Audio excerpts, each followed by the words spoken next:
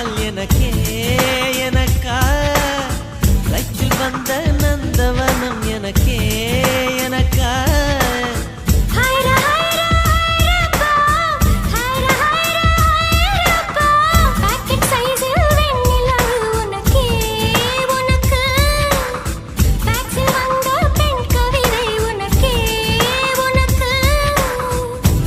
எடுத்து உடுத்திக்கலாமா